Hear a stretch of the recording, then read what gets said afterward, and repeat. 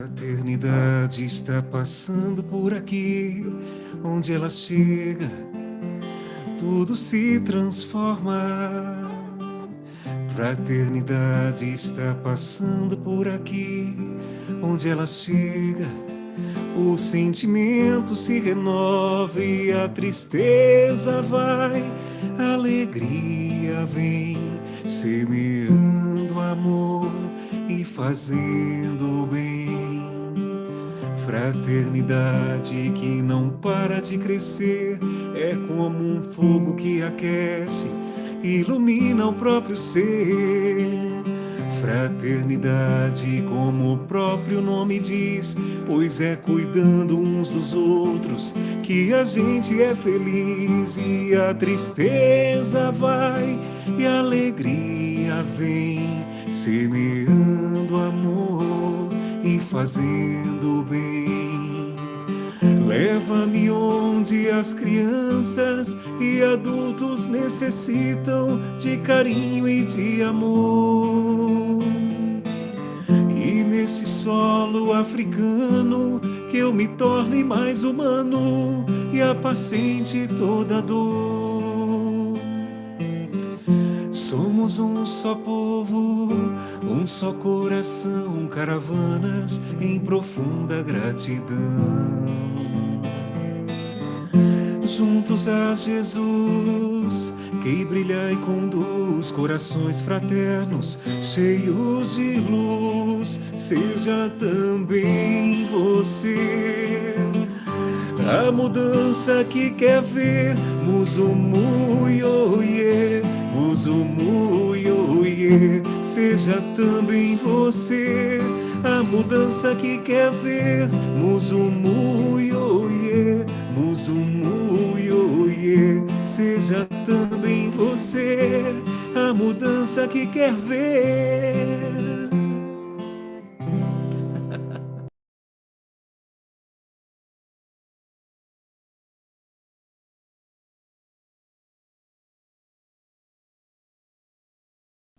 Eu que agradeço aí pelo convite, por estar aqui com vocês também, principalmente nesse Evangelho Sem Fronteira, né? E vamos lá, o assunto que nós vamos falar hoje é sobre transtornos mentais, mas na nossa visão espírita, ok? E não vamos falar de todos os tipos de transtorno, mas especificamente de esquizofrenia e Alzheimer, né? Tanto é que se a gente fosse falar com relação aos transtornos mentais, aí o assunto não daria nenhuma reunião, daria N reuniões, né? Porque a gente tem muitas neuroses para tratar, né, nesse assunto, como os transtornos de personalidade, transtornos de pânicos, de ansiedade, de estresse, depressão, principalmente, que é um dos itens mais trabalhados e onde a grande parte da população sofre, né? Temos o TOC, transtornos obsessivo-compulsivo, e transtorno afetivo, bipolar. Então, você vê que a gama, o leque é muito grande. Mas, como trabalhador da casa espírita, a gente vê muitos que chegam lá, principalmente com o transtorno da esquizofrenia. E também um tema que a gente pouco fala, que nós tememos muito, que é o Alzheimer, ok? E vocês vão ver que o Alzheimer está muito ligado, principalmente aqueles que nos acompanham, né? Porque todos nós temos um acompanhante aí, querendo ou não, de um obsessor, certo? Uns mais leves, outros mais graves, e é nisso que nós vamos tratar hoje também, ok? Então, vamos dar um leve passado sobre o transtorno mental na visão espírita, né? Bem, os transtornos mentais, excetuando nos casos de acidente por traumatismos cerebrais, ou, vamos dizer, até por uma moléstia infecciosa, por exemplo, como a meningite, ele tem no espírito a causa da raiz da psicopatologia, quer dizer. Ou seja, que nós estamos falando que o corpo físico é somente o veículo de manifestação. E Divaldo Pereira Franco, ele nos esclarece a seguir que as psicopatologias, cujo gênese, né, ele reside no espírito, possui as seguintes procedências, são bem distintas. Então, lá ele fala em fatores internos e fatores externos. Os fatores internos. O espírito, ao iniciar o processo da reencarnação, ele imprime os códigos genéticos, as deficiências decorrentes da irresponsabilidade, que vão se apresentar no futuro, em momento próprio, como descompensação nervosa, carência, ou até excesso de neurotransmissores responsáveis. Esses são os grandes correspondentes dos transtornos psicológicos ou de outra natureza. Ou seja, nós estamos falando aqui da lei de causa e efeito que está em ação. Tá? Até uma parte aqui, a gente às vezes faz uma confusão muito grande como causa e efeito, ação e reação. Não tem nada a ver uma coisa com a outra. Uma coisa é ação e reação, outra é causa e efeito. Os fatores internos que o Divaldo diz aqui é sobre os casos de causa e efeito, porque você pode ter um efeito de uma causa, pode até ser decorrente aqui desse plano que nós estamos vivenciando, ou então de passagens anteriores, vidas passadas. E quanto que eu falei no caso de ação e reação, só para a gente entender, por exemplo, eu coloco uma chaleira com água e eu ponho para ferver. Quando chegar a 100 graus, o que acontece? Ela vai sair de um estado líquido o gasoso vai evaporar, ou seja, chegou naquilo ali, já tem não uma ação ali, mas ele já começa é um efeito, né? Então, é isso que a gente tem que entender. Ação e reação. A ação foi o fogo, a reação, evaporação. Então, é naquele momento. A causa e o efeito já é diferente. Ele vem, muitas vezes, de vidas anteriores, às vezes até de momentos que não seja o presente. Só para a gente entender muito, porque às vezes a pessoa vai essa confusão. Isso é uma questão aí de causa e efeito. Correto? E vamos lá. Fatores externos. Espíritos, eu falo interno, nós falamos desse processo de reencarnação que imprime, ok? O código genético. Nos fatores externos, os espíritos desencarnados, normalmente adversários, né, direcionam a mente do hospedeiro nesse caso é o hospedeiro físico, né, aquelas induções hipnóticas, carregadas de quê? Pessimismo, desconfiança, inquietação, mal-estar. Ou seja, nós estamos falando aqui do estabelecimento de obsessões, que muitas vezes o Kardec, né, nos classificou como sendo simples, fascinação ou subjugação. A ideia nem a gente pode estudar isso aqui também, porque é um assunto muito mais complexo e exigiria muito mais tempo. Mas, independente dessa categoria que nós estamos falando de obsessão, né, ela é sempre uma enfermidade de longo curso. E é claro que vai exigir sempre um tratamento especializado e outras coisas também. O resultado, ele não se faz sentir a curto prazo. Porque às vezes a gente recebe muitas vezes no centro as pessoas que vêm com suas problemáticas, suas dificuldades, e querendo que seja resolvido o mais rápido possível. Por exemplo, vai uma pessoa para captação, ela tem que passar lá pelo menos por 3 captações, 3 desobsessões, tem a fluidoterapia, tem a parte também dos cuidados, do tratamento que eles têm que realizar em casa. E passa um certo período, as pessoas já querem a cura, né? E não, eles esquecem muitas vezes, ele tem que ter o conhecimento, ele tem que trabalhar aquilo para que ele possa realmente eliminar aos poucos aquele transtorno. Por isso que eu sou favorável numa casa espírita, ok, a gente tem que ter o acolhimento, tem que fazer o tratamento, mas tem que dar uma coisa primordial, que é o conhecimento, através dos cursos, é convidar essa pessoa para que ela possa também alimentar o espírito, da mesma forma que nós alimentamos o nosso corpo. Então, às vezes, as pessoas só procuram a cura, mas não está procurando essa causa, e essa causa, muitas vezes, nós vamos conseguir através do conhecimento, da mudança de hábito, das atitudes, e isso a gente consegue, como? A longo prazo e também pela boa vontade daqueles que estão procurando, ok? Vamos lá. Mas, em todos esses casos aí, nós vamos encontrar também espíritos, aqui no caso encarnados, né, moralmente enfermos, endividados perante as leis divinas e em processo, muitas vezes, quando chega a nós, graves provações dolorosas ou expiações reeducativas.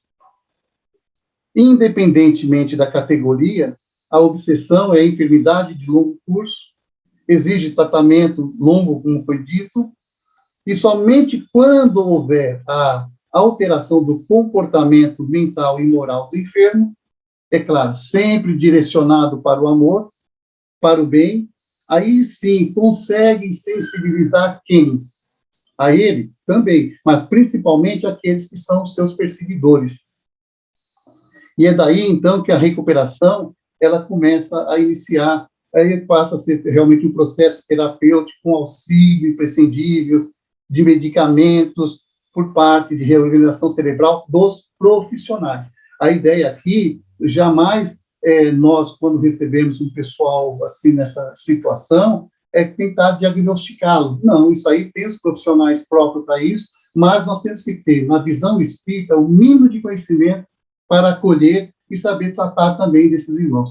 Quando nós chegarmos na parte de esquizofrenia e na parte de Alzheimer, nós vamos ver, isso vai ficar bem especificado e entendido também. Outro ponto, o Espiritismo mostra as causas e os objetivos dos sofrimentos, como está falando de físicos e morais. E são muitos efeitos perniciosos, que são causados muitas vezes por onde? Pelos pensamentos em desalinhos, pelas emoções desgovernadas, pela mente principalmente pessimista, e essas determinadas emoções muito fortes, às vezes, como medo, cólera, agressividade, ciúme, eles provocam uma autodescarga de adrenalina na corrente sanguínea, e esta ação emocional, ela vai reagir aonde? No físico, vai produzir doenças, desarmonia entre espírito e matéria, a mente e o perispírito. Com isso, vai desajustar os nossos campos de forças, os nossos núcleos de energia. E o que isso faz? Facilita, então, os processos orgânicos degenerativos. Vocês veem como que é muito essa ligação entre o físico, a mente, o perispírito, o corpo, ok? Tudo isso a gente tem que entender uma frase. O homem é o que acalenta no íntimo.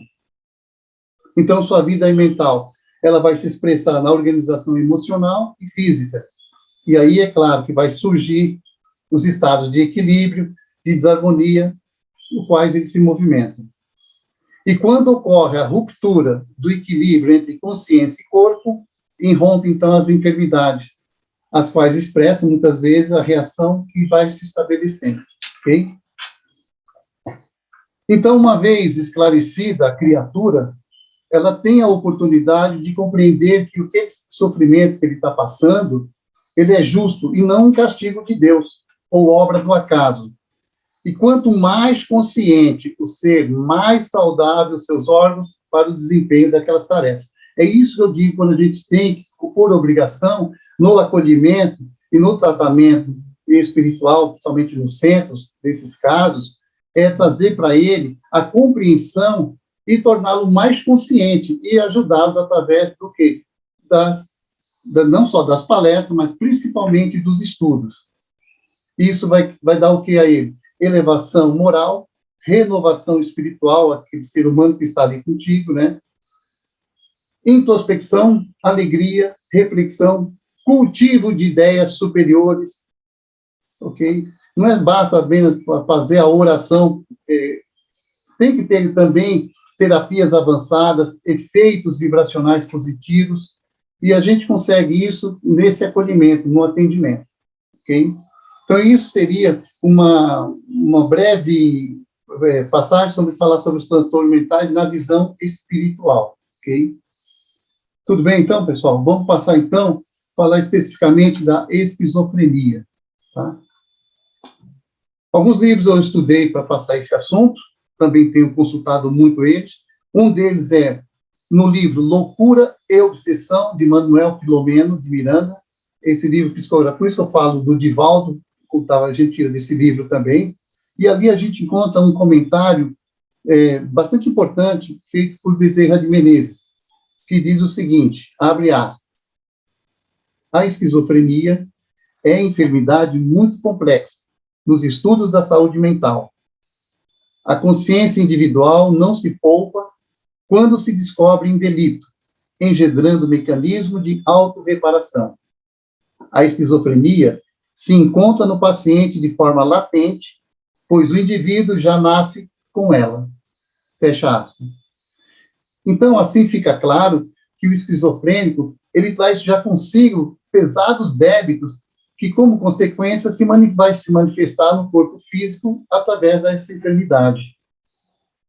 E então, quando você pega isso, você fala assim, pera, então, não é culpa do meio, também é culpa do meio também. Nós vamos estudar isso aí, mas aqui é a visão do espírito, quando traz o espírito, ok? Porque muitas vezes a pessoa, os sintomas que nós vamos passar aqui, falando do que vem no espírito, muitas vezes você conquista nesse momento. Porque tudo, não é independente, como foi dito lá no início, lá, é no íntimo, está gravado em nós. Nós trazemos toda essa bagagem. E cabe a nós eliminar ela, expurgar ela, drenar ela nas nossas vivências. Mas, infelizmente, às vezes nós acabamos complementando, piorando mais ainda a situação. Vamos continuando, então. A esquizofrenia, ela ocorre com a mudança total ou parcial da personalidade. E aqui nós temos que lembrar uma coisa também importante, que nós temos uma personalidade prevalecente, que muitas vezes ela vem de outras experiências já vividas. Então, a gente tem que estudar isso também, e isso a gente trabalha muito bem nas nossas sessões espíritas, dessas personalidades, que é esse ponto também importante para a ajuda no caso dos transtornos. A esquizofrenia ocorre com a mudança total ou parcial da personalidade, porque o indivíduo que é esquizofrênico apresenta padrões de comportamento, tais como afastamento das relações interpessoais, desconfiança dos outros, perda de interesse pelo trabalho e por passatempos. Ele teme olhar-se muitas vezes no espelho, pois tem receio que seu corpo se transforme. Torna-se desinteressado, sem iniciativa e ainda hepático. E isso isola e tem uma dificuldade de concentração e aprendizado. Então, vocês veem que é complicado mesmo os padrões de comportamento. E nesse tocante, os sintomas, eles se apresentam como... Aí que está, agora nós vamos chegar num ponto importante que vai falar da esquizofrenia e mediunidade. Vamos lá, alucinações, um dos sintomas. Nesse caso aqui, ele evidencia a percepção de qualquer coisa, que muitas vezes não existe na realidade dele, não existe, mas na realidade dele sim, né? O mais comum dessa alucinação é a audição, ou seja, o doente ele passa a ouvir coisas que os outros não ouvem, mas para ele acha também que as pessoas estão ouvindo a mesma coisa que ele. Então, e nisso, quando agrava também, que ele pode ter visões também. Então, vamos lá. Ouve coisas e vê coisas. Ok? Delírios. São falsas convicções das quais o doente está seguro. Ele vai convencê-lo ao contrário, você não vai conseguir. Porque para ele é real aquilo lá. Então, e o doente, ele pode convencer-se que os outros têm as mesmas convicções que ele. Ou então, quando as outras pessoas acham que não tem essa condição, ele já se acha, então, dotado de superpoderes, então, de poderes especiais. E tudo isso é importante a gente saber para compreender como que é a mente da pessoa que está passando por essa dificuldade. Outro ponto importante também é o comportamento bizarro. Ele manifesta-se, muitas vezes, de forma de um comportamento extravagante ou agressivo, né? E para o doente é a única situação que ele consegue enfrentar, não tem outro modo. Então, por isso que fica, às vezes, agressivo, né? Dissociação do pensamento.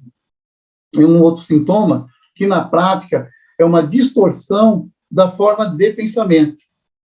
Ou seja, ele não consegue construir frases, às vezes constrói frases incompreensíveis e pula de uma para outra. Ele inventa palavras inexistentes, passa sem parar de um argumento para outro. Então, é o ponto que a gente tem que já perceber quando a pessoa está nesse sofrimento. Lembra que eu falei de alucinações, no caso de ouvir e visão? Aqui é um ponto que a gente já vai levantar sobre esquizofrenia e a mediunidade. Porque você percebe que há um fio muito tênue entre o que separa alguns sintomas da esquizofrenia e alguns tipos de mediunidade. e processos obsessivos também. Então, existe, por conta disso, um perigo muito grande, eventual, de diagnosticar, de diagnóstico errado. Por isso, quando a gente recebe esses amigos, essas pessoas no centro, né, principalmente para tratamento, esse é o grande cuidado que a gente tem que ter, de não fazer esse diagnóstico, porque, como foi dito, é muito próximo essa linha, né, por exemplo, no caso de visões, vamos colocar ali por vidência, clarividência, que é o que ocorre na mediunidade, né? Ouvir vozes, clareaudiência.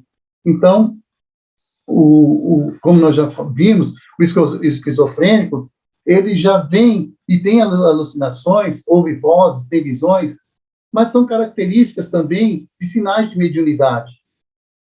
Então, pela falta de conhecimento, médiuns potenciais podem ser erroneamente considerados como esquizofrênicos. Já li várias literaturas, principalmente no passado, eu leio muito o Dr. Inácio, gosto muito dele, e ele sempre foi trator da mente, né? Tem vários livros bons deles, e ele comenta que muitos no passado, que eram diagnosticados como esquizofrênicos, nada mais era do que médios potenciais que sofreram as consequências. E é claro, você imagine hoje pessoas que também não têm o conhecimento, não têm a aproximação da doutrina, e vai erroneamente diagnosticar. Aplica-se também, gente, a mesma questão do delírio, que é outro sintoma da doença, em alguns processos de obsessões. As entidades, habilmente, elas vão insuflando na mente daquela pessoa, da vítima, né, que ele é um ser especial, dotado de poderes especiais. Então, o esquizofrênico, ele sofre da chamada alucinação, alucinação de comando, ou seja, como já citado, ouve vozes ou induzem ele à violência e, não raro, ao suicídio. Esse é o grande problema. Mas, em muitos casos, trata-se apenas de um processo profundo de obsessão. André Luiz, por meio da psicografia de Chico Xavier, no livro Mundo Maior, há relatos que a esquizofrenia se origina de perturbações do perispírito. Então, a gente compreende que a esquizofrenia pode ser um distúrbio espiritual. Então, qual o papel do campo extrafísico em transtornos da nossa psique? Quais os métodos que nós podemos fazer para o nosso cotidiano, para atingir uma vida mais saudável? Então, segundo André Luiz, quem sofre da esquizofrenia tem consequências que aparecem no corpo físico, como sintomas variados e imprevisíveis. Aí vem o caso, quando eu falei que a mente, ela começa, vamos trazer para o nosso cotidiano, a remoer preocupações, remorsos, e esses remorsos vão atingir os nossos lobos frontais, obrigam muitas vezes a pessoa a não conseguir meditar consigo mesmo. Então, desta forma, o esquizofrênico acaba se retraindo para si mesmo e uma coisa pior, se isolando do mundo. Qual é o resultado disso? Autismo e isolamento. Algumas lembranças de vidas passadas podem manifestar-se também na vida desse encarnado, o que nós chamamos desse fenômeno conhecido como ressonância do passado. E várias entidades podem obsidiar o encarnado, fazendo com que o mesmo tenha visões, incluindo influenciação mental, obsessões mais complexas, como possessão e subjugação. Então, gente, é um caso muito sério que a gente tem que trabalhar, estudar afinco, principalmente aqueles que têm no seio da família pessoas que sofrem disso. Nós também temos que tomar os nossos cuidados, porque nós não sabemos o nosso dia de amanhã. E quanto mais eu tiver conhecimento, e desse conhecimento eu transformá-lo em sabedoria, ou seja, o que é a sabedoria? É você colocar em prática os seus conhecimentos. Que eu tenho que tomar os meus cuidados com a culpa, com os remorsos, com as minhas preocupações, e isso vai nos auxiliando a cuidar melhor de nós mesmos e também daqueles que a gente, por acaso, receba nas nossas mãos para poder auxiliar, né? É claro, sem esquecer, jamais que a justiça divina, é infinita na recuperação dos nossos espíritos enfermos, ok? A lei do progresso também nos faz seguir conhecendo as tendências dessa psicose. E essas psicoses, além de ser autênticas doenças do espírito, é sempre lembrando, gente, em resposta também a severas respostas kármicas. Os sintomas não terem devido esgotamento no campo exaustor físico, nesse caso nós estamos falando aqui da nossa personalidade, eles perduram, refletem-se e vão para outras reencarnações. Aqui que a gente diz são das nossas personalidades prevalecentes. Por isso que o doente mental sobre a ótica espírita é seguramente um transgressor de códigos das leis divinas. A consciência individual imprime nas engrenagens do perispírito os remorsos e turbulações e recálculos e conflitos que perturbarão o centro do sistema nervoso e cerebral, mediante altas cargas de emoção descontrolada que vão danificar o complexo orgânico e emocional. Vocês veem que está uma ligação muito grande, pelo que a gente está vendo aqui, que o Filomeno passa para nós, que esses equipamentos que nós temos são muito delicados, o nosso cérebro, o nosso sistema nervoso, e com isso, mediante essas altas cargas de emoção descontrolada, até grifo meu aqui, isso que vai danificando esse complexo orgânico e emocional.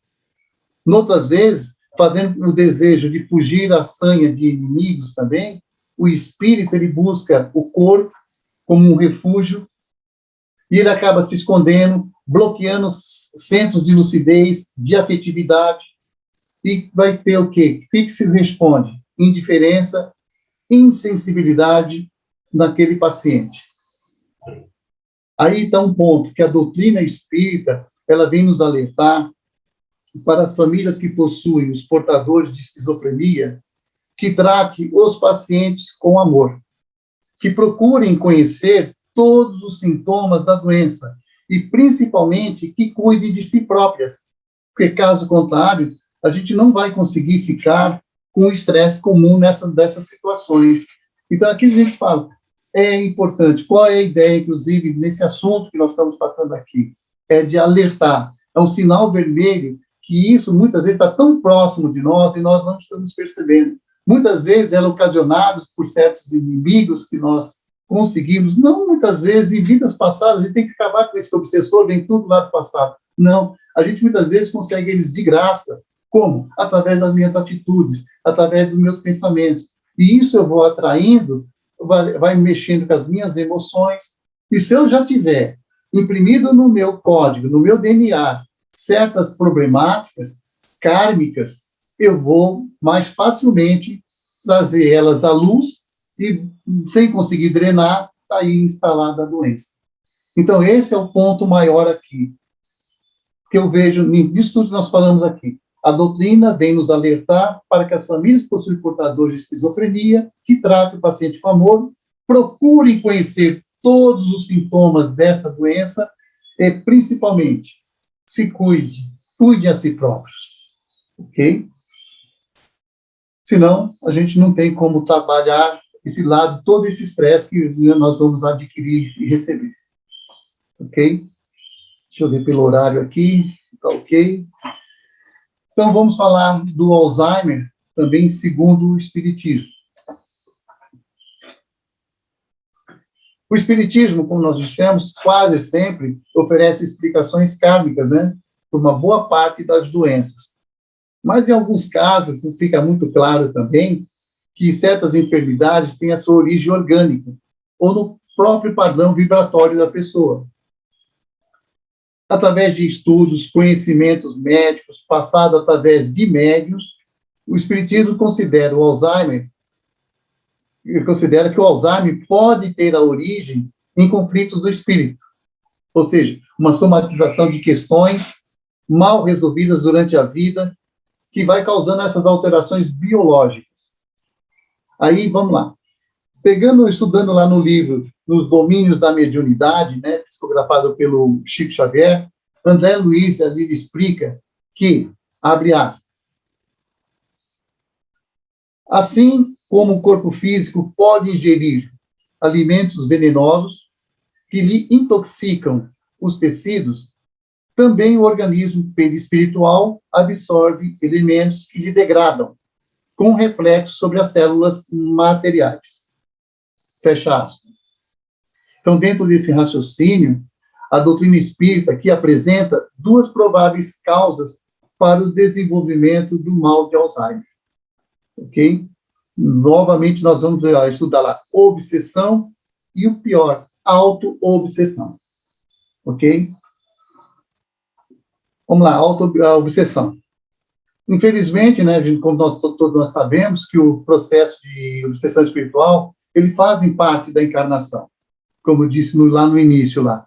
Sejam inimigos espirituais antigos de outras vidas, ou espíritos de baixa evolução, que nós atraímos muitas vezes para perto de nós, em função da nossa vibração, essa vibração que nós estamos emanando.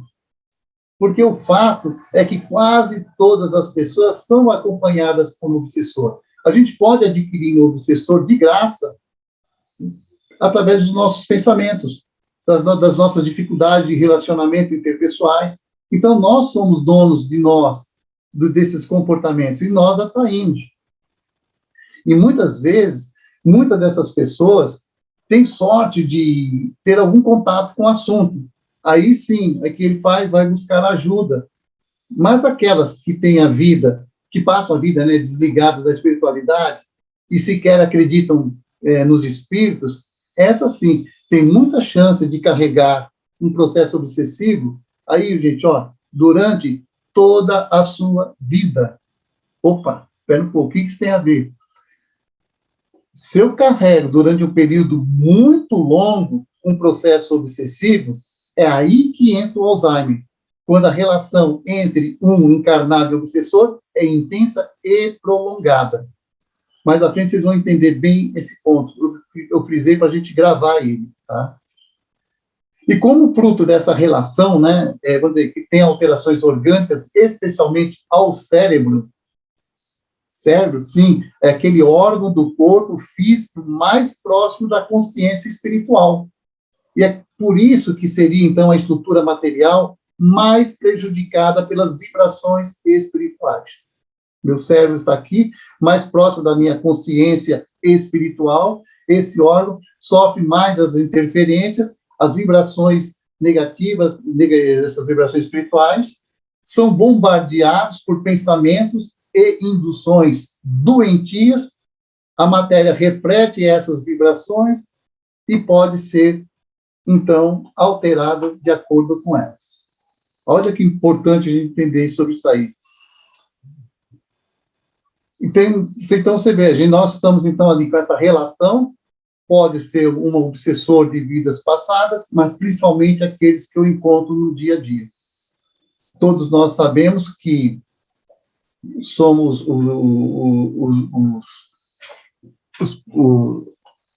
atraímos aquilo que nós somos, né, que nós pensamos. Ok?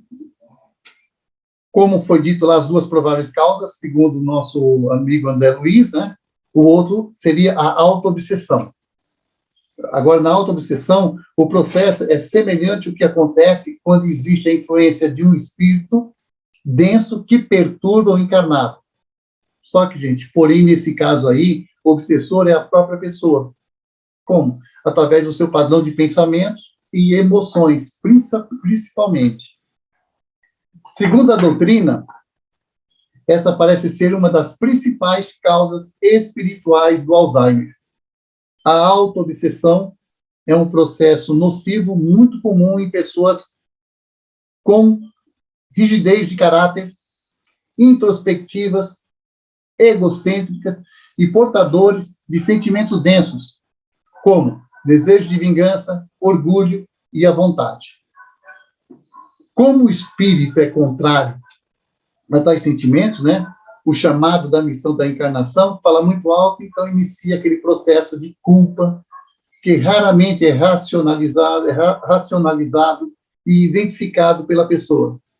Até porque, pela vaidade e egocentrismo, impede muitas vezes que ela reconheça algo que não vai bem e que ela precisa de ajuda. O espírito é chamado aqui a ajustes com quem? Pela sua própria consciência, necessitando de isolamento e esquecimento temporário das suas ações lá do passado. Pronto. Foi tudo que se precisava para se instaurar aí o processo demencial do Alzheimer. E vale lembrar outra coisa também. Agora, você imagine a pessoa que está num processo desse de auto-obsessão, colocando na sua frequência tão destrutiva, que fatalmente vai acontecer o quê? Vai se afinizar com outros espíritos, que também, com essa energia, vai ser atraídos para perto deles, né? De nós que estamos nesse sofrimento. Então, é muito comum que o portador de Alzheimer, ele se encaixe nessas duas situações. Aquela da obsessão, da auto-obsessão, e com isso atraindo também outras mentes na mesma situação. Tendo em si, então, como algoz, ele, né, na auto-obsessão, e sendo vítima também influência negativa de espíritos doentios. Então, é com esse processo aí, leva anos e anos, até que cause os estragos físicos. Faz sentido, então, que o Alzheimer seja uma doença tão comum na fase idosa, em decorrência de todo esse período de sofrimento aí, de degeneração com os pensamentos. Ok? Alzheimer é uma rejeição à vida. A explicação espírita, ela pode ser ainda muito mais aprofundada. Eu peguei, estudando sobre isso, principalmente tem uma psicóloga americana chamada Louise Hay. Ela diz o seguinte, que todas as doenças que temos são criadas por nós. Afirma ela que somos responsáveis por tudo de ruim que acontece no nosso organismo. Até aí, sem nenhuma novidade. Aí, todas as doenças têm origem em um estado de não perdão. E, junto com outros terapeutas, colocam o Alzheimer como uma rejeição à vida.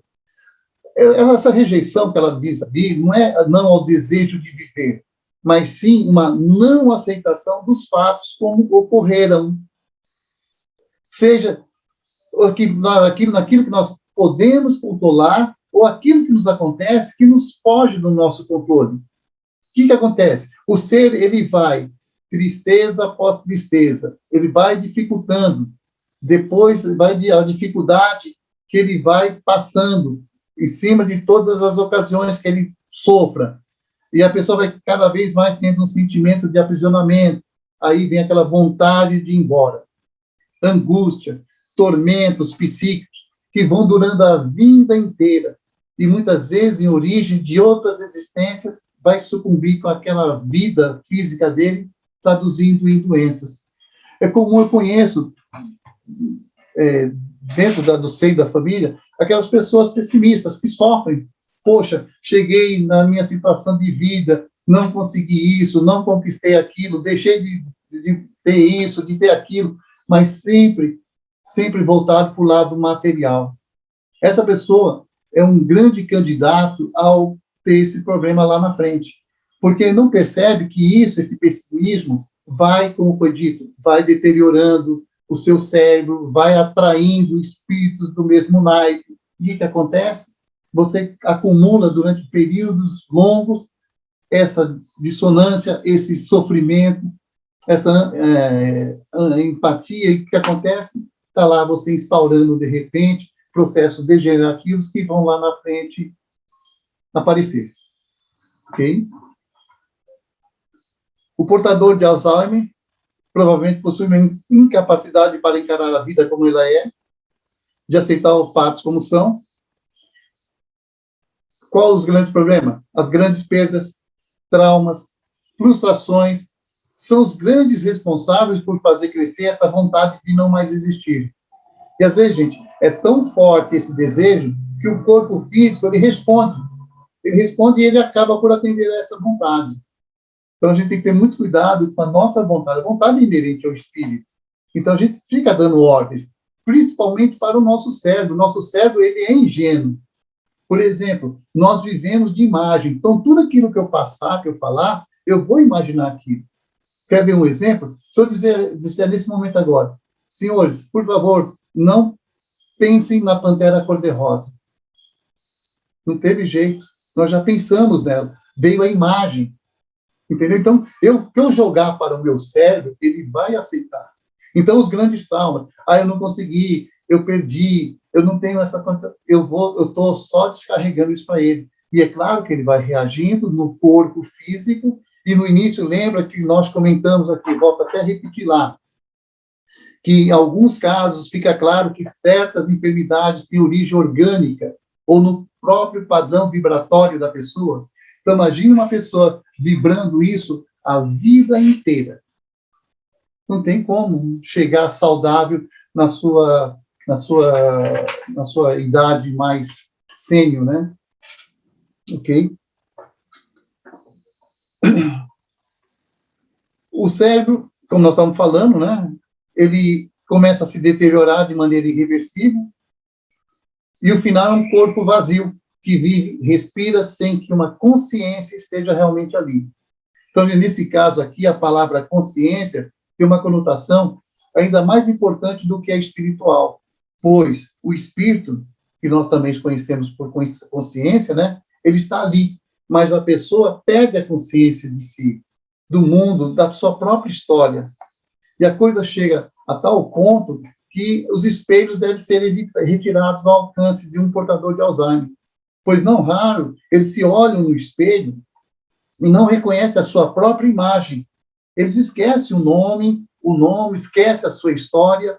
Você vê como fica vazio mesmo o corpo, né? O cérebro, ele é ingênuo, mas ele tem que tomar muito cuidado com o que a gente passa para ele. E chegamos ao ponto que a importância de tudo isso é o amor. No Alzheimer não tem nada mais importante do que o amor. É a única ferramenta possível contra essa doença tão terrível, e é através dele que a família consegue se reunir, através desse amor em torno do portador, enfrentar enormes períodos de tristeza que vem pela frente, né? A paciência também anda de mãos dadas com amor, pois é impressionante a quantidade de vezes que o portador pode repetir a mesma pergunta. A gente tem que responder do coração, por mais que for, porque ali as palavras, ela tem força, gente, mas quando ela sai do coração, ela tem mais força ainda. E todos nós sabemos também, através dos nossos ensinamentos, da doutrina, que nada é por acaso. Então, a gente não tem que pensar que o Alzheimer, ele se limita somente ao portador. Uma família nunca é acometida por essa doença sem que existam débitos também, que justifiquem essas mudanças tão drásticas que tem passado, né? Que essa doença nos traz. Então, ela é, sem dúvida, uma grande chance também de aperfeiçoamento espiritual para todos os envolvidos, já que é uma doença que ela devasta mesmo, especialmente, não só a pessoa que está sofrendo do Alzheimer, mas principalmente quem está à sua volta. Então, o portador de Alzheimer, ele exige vigilância, atenção 100%. É como aquela criança de 1 ano, né, que acabou de aprender a andar. Então, isso a gente nem precisa estar relatando, porque sabe, quem tem esse problema, como já passei por isso também, já senti na pele, né? A casa tem que ser readaptada, tampando até tomadas, a gente tem que tomar cuidado, proteger quinas, retirar espelho, chaves, então, cozinha é um ambiente que ele está proibido de entrar também, porque ali vira uma arma letal para aqueles portadores de Alzheimer. Então, todos que se envolvem no tratamento, é só amor que consegue ser esse pilar que a gente fala capaz de sustentar tanto trabalho, tanta tristeza naquela pessoa que a gente sempre amou, sempre conviveu conosco. Então, já passamos pela pele, isso não é fácil mesmo, né? E é claro que, nesse ponto, os familiares que estão novamente reunidos para resgatar esses débitos, sempre lembrando, é débitos também que a gente se contrai e se ali se enfrentam essas provações dolorosas. Afinal de contas, nós vivemos aonde? Em expiações e provas. Então, quase... tem também outro ponto, o cuidador. O cuidador também, ele sofre muito, às vezes até mais que o portador. Porém, para aquele que hoje cuida, né, também, ontem, ele pode ter sido um algoz que agora ele está reajustando a sua conduta. E como é que isso acontece? Adivinhe? Amor, mais uma vez. O outro fica tão necessitado de cuidados que o amor acaba brotando, mesmo quando não existia antes. Nem mesmo aqueles cuidadores terceirizados escapam dos efeitos evolutivos do Alzheimer. Pois, nos casos em que o cuidado é terceirizado, o ensejo é de exercitar o quê? A paciência. Desenvolver compaixão, amor ao próximo, mesmo por aquele que não tem relação familiar com aquele portador. Então, gente, a gente sabe que é muito difícil cuidar de alguém que está com Alzheimer. Ok? E, para terminar, como tudo nós falamos que é de dualidade, né? Nós vivemos uma dualidade, tem o bom, tem o ruim, tem o quente, tem o frio, tem o preto, tem o branco, né? A pergunta que fica, o Alzheimer tem algo de bom? Se tudo tem dois lados, como nós falamos agora, isso também vai servir para o Alzheimer. O lado bom, sim. Qual é? O portador não sofre. Não há dor física, nem mesmo a aflição causada pela consciência de que existe ali uma doença e que a vida está mais próxima do fim. Porque quem tem Alzheimer não sabe disso. Ele não sabe que tem Alzheimer. Embora, de resto, infelizmente, desculpa a palavra, é só inferno. Ok? Então, era isso aí, pessoal. Eu sei que foi, assim, muito rápido, não foi tão abrangente, mas foi importante, como eu disse, é um alerta.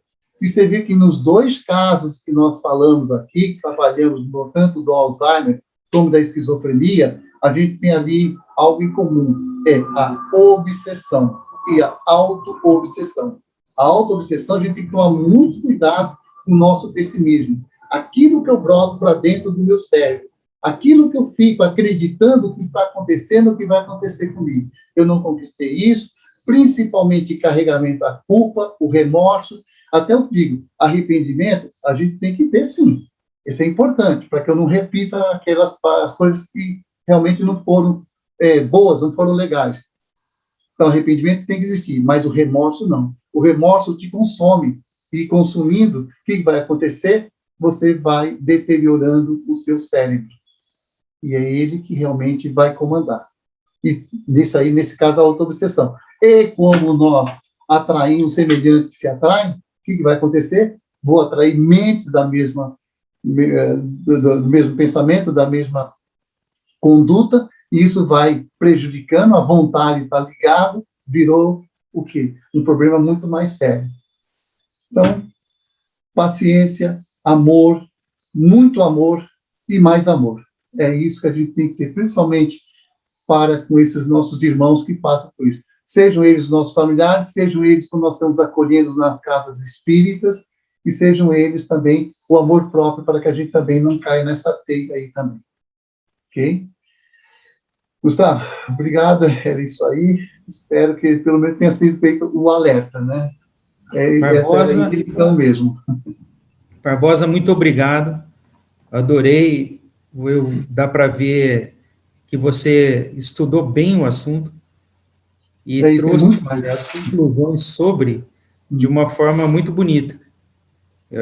Quando você, finalizando, reforça sobre a família, sobre o amor, então a gente questiona para quem é a doença, né? Você ainda comentou aí que o portador não tem dor. Então, para quem vem essa provação? Então, eu gostei muito de toda essa colocação sua. Você montou uma linha de raciocínio muito boa. A sequência da palestra ficou excelente. Opa, então, obrigado. Barbosa, eu peço agora vamos para a oração final, com o seu título, e depois a gente continua conversando para tirar as dúvidas, perguntas, colocações do povo, entrar na parte de participação. Tudo bem? Ok, tudo ótimo. Seu título, por favor. Ok, obrigado. Bem, depois dessa esclarecedora apresentação, que eu agradeço ao seu autor e acredito que todos que assistiram também agradecem, nós devemos agradecer ainda mais ao nosso Pai onipresente, a Jesus e a sua mãe Maria os ensinamentos que nos foram gratuitamente fornecidos, rogando aos mesmos e aos bons espíritos que saibamos pôr os mesmos em prática em nosso dia a dia para nossa evolução pessoal e para ajudarmos os nossos irmãos menos favorecidos na sua evolução. Assim seja,